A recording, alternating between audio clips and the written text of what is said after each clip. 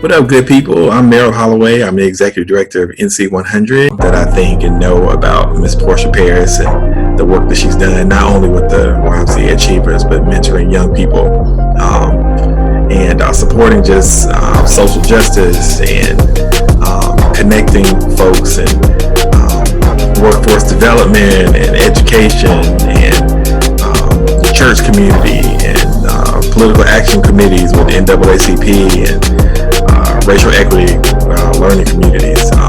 It's been a real good, great experience to be connected to her in the program.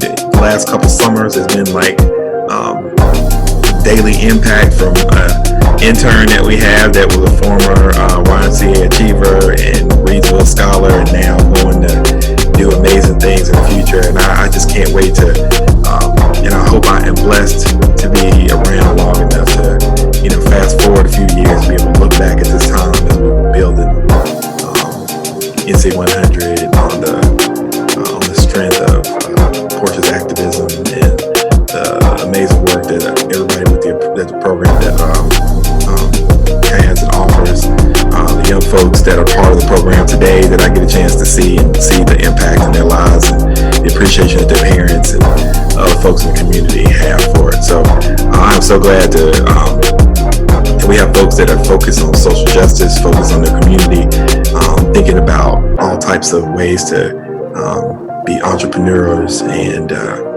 all that stuff. Just be good folks that give back. And I'm hoping that we see folks continue to keep that high standard of excellence that we're continuing to see. So that's enough for me droning on. Just want to say thank you, and let's keep fighting the good fight.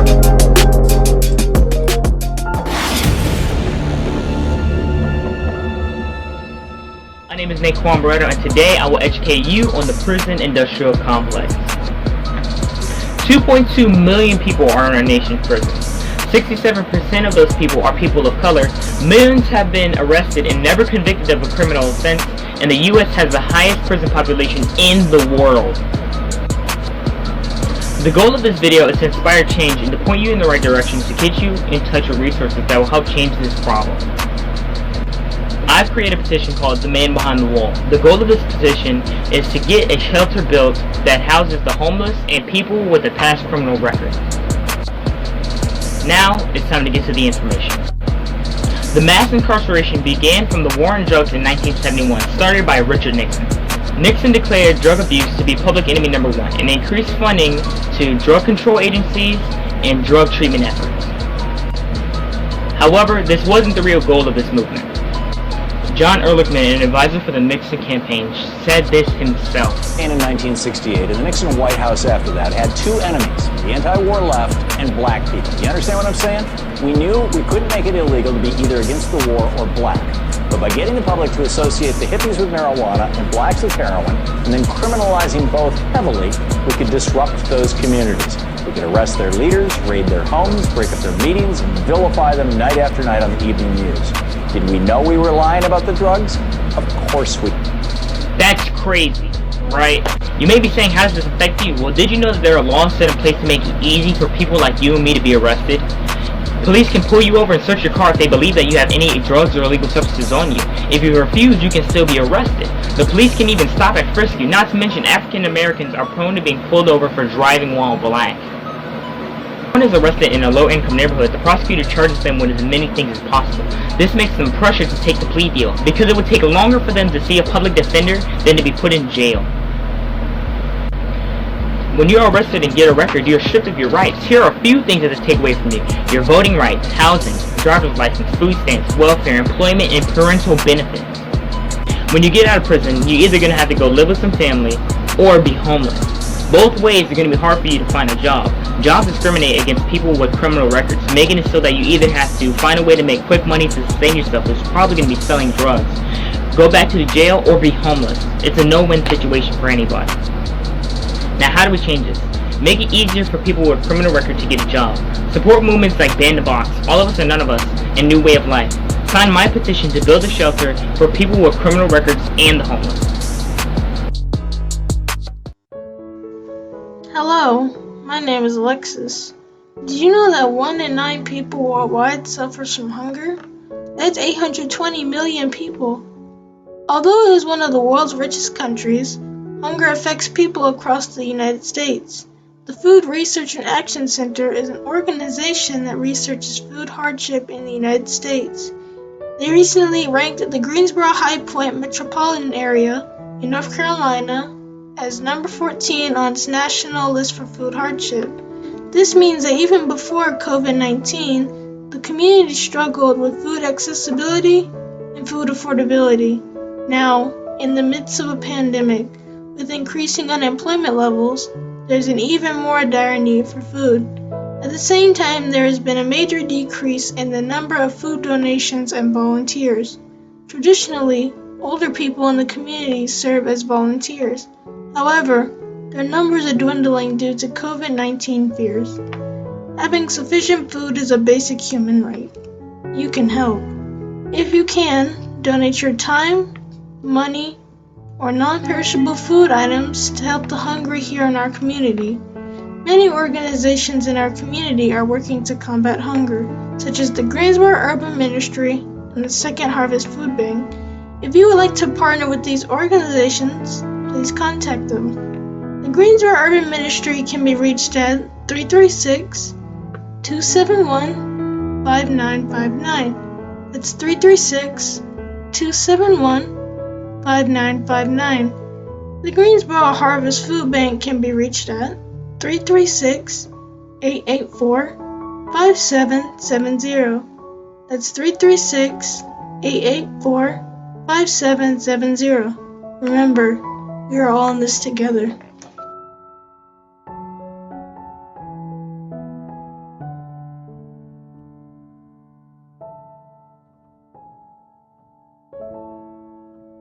My name is Jalen Johnson. Today my film will educate audiences on the inequalities in the workplace. In today's society, 50% of black people feel they will never get equal rights in America. The goal of this film is to spread awareness so we can change this problem of different racial treatment. In 2019, 1 million complaints were filed for racial discrimination and 64.3% of investigations found no problem. Despite all the reports, and only 1.4% found resolution in their problems. Weekly earnings show that black men get paid $735 compared to white men who get paid $1,002. Black women get paid $654 compared to white women who get paid $817. To make a very long story short, the workplace should be a place of equality and tranquility. Hello, my name is Vince, and nearly half the U.S. population is without a job.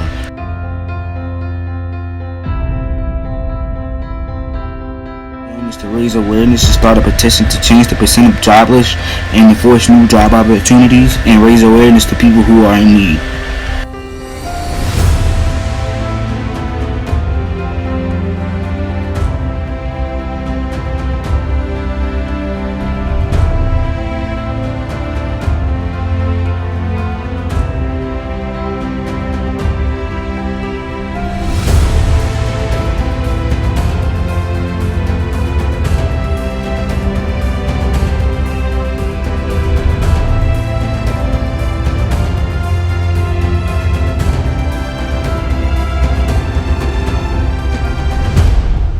My name is Keenan. Today my film will educate audiences on the school-to-prison pipeline. According to the Equal Justice Initiative, black students are 4 times more likely than their white peers to be suspended for a longer period of time after doing the same thing. Black students are also ultimately incarcerated for minor offenses, such as littering, panhandling, or disorderly conduct. The goal of this film is to get your signature on my petition to help end systemic racism in our schools. The small town of Wentworth, North Carolina, is the central location in which people in my community, as well as residents from surrounding areas, go in order to seek educational, health, and civic resources. Wentworth Elementary School is one of the most important entities established in Wentworth. Here, young minds are molded into the trailblazers and intelligent individuals who will use their gifts, talents, skills, and wisdom to fill this world with kindness, harmony, and networks of good counsel. It is virtually ironic that approximately 1 mile from Wentworth Elementary School is the place that Black students are 4 times more likely to occupy than their white peers, the Rockingham County Jail. The Justice Policy Institute found that the juvenile incarceration rate has dropped 41% between 1995 and 2010. However, the School to Prison pipeline has been initiated by the Zero Tolerance Policy. The organization Shared Justice defines the Zero Tolerance Policy as a harsh, predetermined punishment that is guaranteed to be imposed on the student who behaved accordingly to a certain action regardless of the current circumstances, such as a mental disease. Since Black students are supported on the football fields as well as on the basketball courts, we now need your support off the field. To stimulate the liberty and justice for all that we affirm each time we pledge our allegiance to this country, sign and share my petition at the link copied below. Thank you. My name is Xavier Pill. Today my film will inform you about the systemic racial issues in public schools in the United States. To help push the issue I will be explaining, you can use the hashtag fairness for all students. The goal of this film is to give you enough information so that you know what it looks like and how to prevent it from happening. In 2014, the Brown Board released a report stating that Black students are 3 times more likely to be suspended or expelled.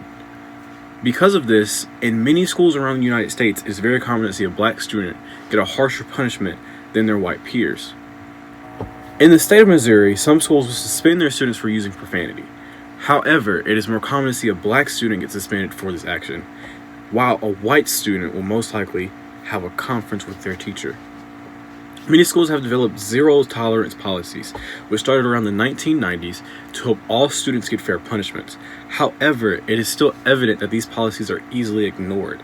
In 2016, the suspension rates for Blacks were 28%, while whites were at 13%. These suspensions push students back and make it so that they don't have as much access to the information they would need to pass their tests and their exams. One way to help get rid of out-of-school suspensions and give the student ISS and school suspension with access to the teachers and other tools they would need to succeed in school. You can help by starting your own petition or helping an ongoing petition like the Take Back Our Schools petition started for Guilford County Schools. By doing so, you will help make a huge difference to these kids and our community. Thank you.